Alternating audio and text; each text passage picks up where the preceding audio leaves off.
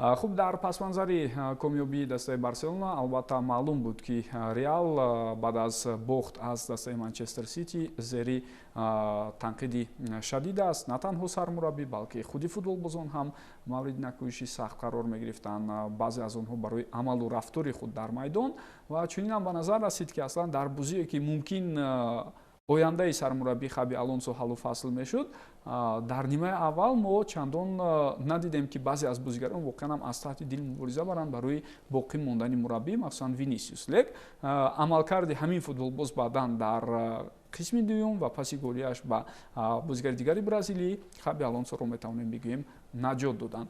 Ва инам дар шароити вазнинтарини мушкилиҳои кадрие ки Реал Мадрид қарор дорад, ҳатто Хаби Алонсо маҷбур мешавад як футболбози камтаҷриба дифогарро аз самти чап дар ин бозӣ аз дақиқаи аввал вориди майдон кунад.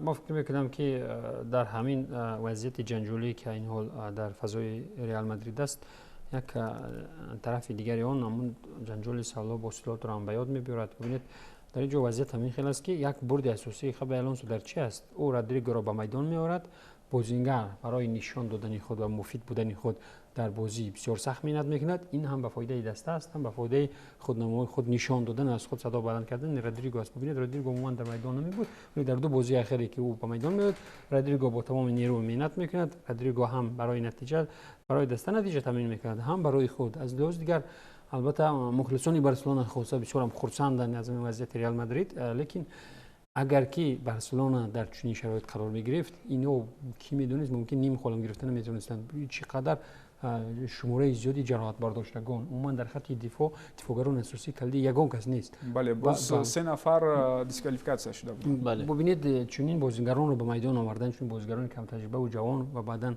дар чунин вазъият ки аз ҳар як бозӣ тақдири мураббӣ ҳал мешавад, бисёрам мушкил аст. Аз ҷиҳати равониям, аз ҷиҳати бозӣ дар майдонам Винисиус албатта ки бозигарони бразилӣ бо ҳамин бо табу миҷози худ бозӣ мекунанд, мехоҳанд бозӣ мекунанд, намехоҳанд бозӣ намекунанд. با آنها اگر پورا تکیه کنیم با آنها احتیاط کردن نمیشد. برای همین برای رودریگو بیشتر امکانیت داده شد. از شماره گروه ناراضی برزیلیان یک نفر کم می شود، تاثیر نسبت مربی کمتر می شود. مباپه البته به فکر رکوردهای انفرادی خود است و وضعیت بر جمع امین ضرر دیدگان و جلال براشتگان باز مشکل تر می شد و وضعیت خابی آلونسو البته اونی بود که در نیمه اول بازیگران گرچنده که به قول خودت آنقدر بازی خوب نداشته بودند، در نیمه دوم باید همین بازیگران هم که پول زیاد میگیرند و از نادرکار بودن اونها معلوم میشد برای کارشناسان، البته که بعد خابی آلونسو جوابگر نه، اینها هم جوابگر بشوند.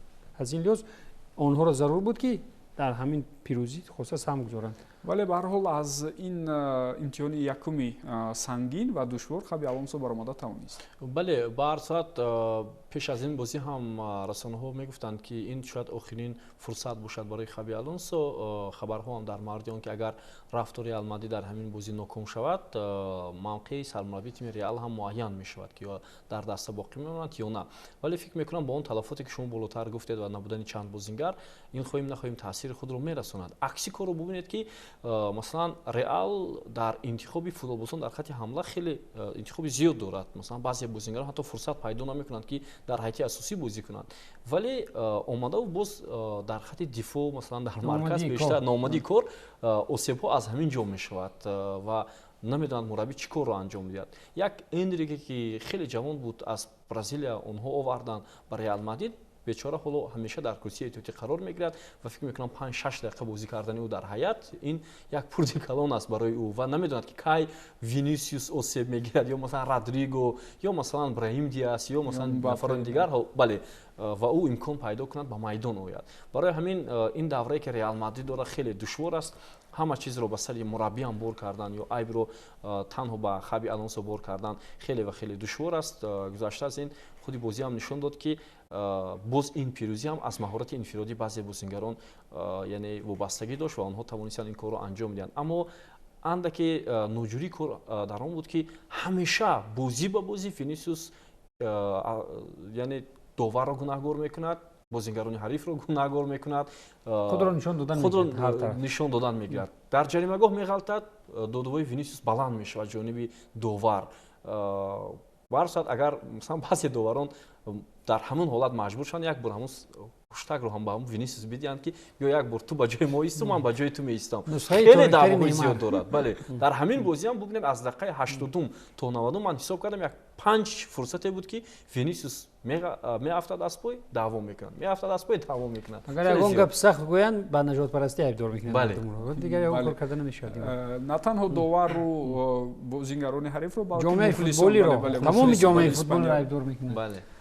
ин чиз воқеан ҳам ба як яроқ гӯем табдил ёфтааст барои Винисиус, хато намекунем, чунки 2 сол пештар аз инам баъд аз ҳамон моҷарое ки дар варзишгоҳи дастаи Валенсия буд, аслан баъдан фикру назар атрофи худи Винисиус оҳиста оҳиста дигар ҳам шуд. дӯстони гиромӣ, воқеан ҳам бояд бигӯем ки Алонсо ба оҳистагӣ дарк карда истодааст ки он роҳу равише ки ӯ дар Байер дошт шояд дар Реал кӯмак намекунад, чунки он ҷо ситораҳои сатҳашон паст буд ва онҳо ҳатман сухани Хаби Алонсоро бечунчаро мешуниданд. Дар Реал бошад нафароне ҳастанд ки аз худи Алонсо дида ҷоизаву дастовардҳои калон доранд, дар корномаи худ дастовардҳояшон бузургтар аст ва он қадар чунин ба назар мерасад ки дуруст қабул намекунанд ва намехоҳанд инро иҷро кунанд дар майдон.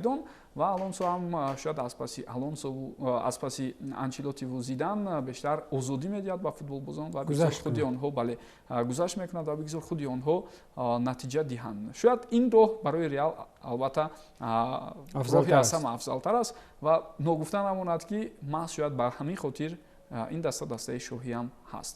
Акнун дӯстони гиромӣ, мо ба натиҷаҳои дигаре ки ин ҳафта буд таваҷҷӯҳи шуморо ҷалб мекунем. ҷои ёдоварист ки Атлетико дар баробари Валенсия 2-1 пирӯзӣ ба даст овард. Атлетик Билбао бошад аз Селта 2-0 шикаст хӯрд. Севилья 4-0 Овейдоро мағлуб кард ва дастаи Реал Соседад аз Жирона мағлуб гардид. Як бозии дигар бо иштироки Леванте ва Вильяреал бо сабаби боронҳои пуршиддат барпо нашуд. ба ҷадвали умумӣ назар меандозем ва ин ҷо диданатон мумкин аст ки Барселона тафовути қаблиро бо Реал нигоҳ медорад. 4 имтиёз фарқ аст байни онҳо. Байни Реалу Вильяреал ҳам 4 имтиёз фарқ аст, аммо Вильяреал 2 бозӣ камтар дорад дар қиёс бо дастаи шоҳона. Атлетико дар зинаи 4 мавқеъ гирифтааст. дар қисми поёнӣ Жирона, Овейдо ва Леванте ҳамин ҳоло мавқеъ доранд.